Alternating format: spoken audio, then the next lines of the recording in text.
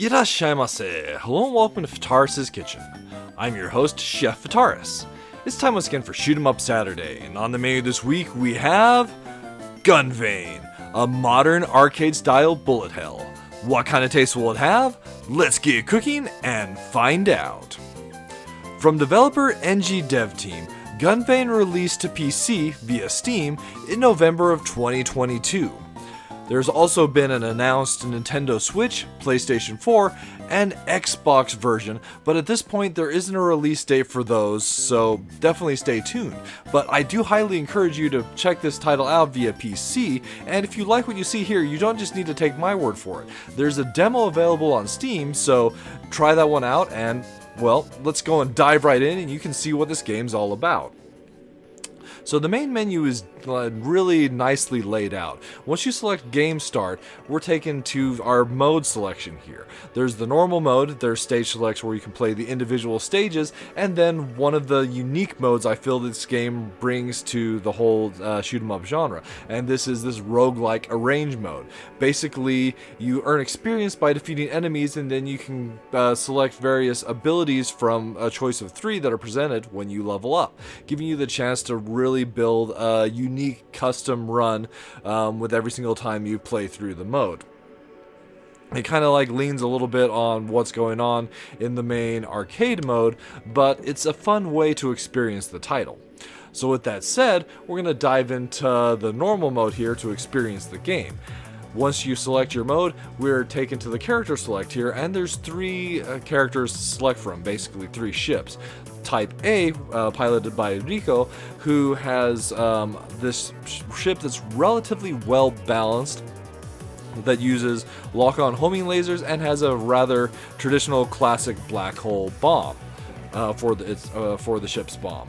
Type B, piloted by Miko, we have a slower ship with a much larger lock-on radius here. And this definitely has the advantage of being a more safer, as it says in the description, ship overall. And then Type C is your high-risk, high-reward ship, and this one is definitely the funnest to play in my opinion. It's fast and powerful for its special rather than using a lock-on mechanic like the other 2 ships. This one uses a charged bomb, and then you also have for your actual bomb, you have basically a super version of the homing lasers from the Type A. So for our purposes of showing off the game today, we'll pick the Type B, as I feel it does a good job of demonstrating the mechanics of the game. Selecting that, you're given your difficulty selection, mild, intense, and expert. We'll go with mild for today, and off we go. So your basic mechanics for the game are really similar to most bullet hells. If you've played some cave shooters as an example, you'll have a lot of an idea of what's going on here. We have our main, basically rapid fire shot, and then we have our special. But the thing of it is you can actually combine those 2 together for a focus, and the special itself is, well, it's this like search radius that locks onto the enemies, and when you release it, you fire like those lock-on lasers. So it kind of is almost a tap mechanic where you charge up, or rather lock on to the enemies, release that, and you'll fire that. While you're in the lock-on mode as well, you're activating both focus fire for your main shot and focus movement, making it easier to dodge around enemies because you're moving slower, although there are situations where that can be problematic, as there are waves of bullets you'll need to dodge around at a higher speed. So in addition to these attack mechanics, we also have a really awesome bomb mechanic. So let's go ahead and use that bomb against the enemies here. So the bomb for this particular ship, as mentioned, is a laser.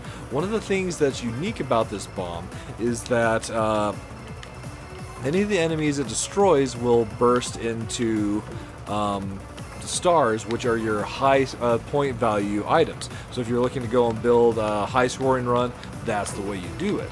That in and of itself isn't particularly unique, but what is the way you earn those bombs. So in the top left, underneath your ship display of remaining lives, you've got bombs. So the number of bombs we have saved up. And under that, you can see that there's an icon that says ready. So that ready will give us bomb fragments, and the way that those we earn those bomb fragments by filling up that ready gauge by defeating the enemies on the stage as quickly as possible. So each time we fill that up, we get a bomb fragment, and it's possible with certain bosses when you're fighting them to queue up boss fights, or not boss fights, queue up multiple readies, so when you get to normal enemies you can get a ton of those bomb fragments. It takes 10 bomb fragments to build a bomb. What happens if we don't happen to have enough fragments to build a bomb? We can still use those bomb fragments, or even if you don't want to use a bomb, by holding down the bomb button, we can activate what's called emergency state. It provides momentary temporary invincibility similar to the bomb itself, but it also greatly powers up our shot. So against a bomb in particular, or a boss in particular, that might be the way we'd want to go, as it'll allow us to quickly make short work of the boss with a powered up shot. And what better way to show that off than facing the first boss. So holding that down, we'll go into emergency state again, focus our power on this boss, and bam, that's stage 1 complete. So we also have some point values displayed on the right screen there. That's what that gauge is indicating, is your various scoring runs. And there's some other mechanics that come into play with the game as well. So if you are playing the game just for a 1cc run, you'll ultimately just either restart a run, or you'll choose to continue a run when you game over. If you choose to continue, then the points that you earned basically become currency, and you can go and buy yourself additional continues, start with additional bombs, additional lives, maybe a shield. So that's a really neat mechanic as well. And with all that, that's basically at least the main mode for GunVein. And as I mentioned, there's also that really unique experience, the roguelike mode. That there are some other shoot 'em ups that have done things similar, but I feel this one does bring an interesting mix to the table.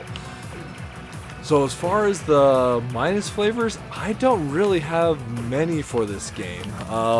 Sometimes the screen does get a little bit busy, but it's a bullet hell. That's kind of to be expected.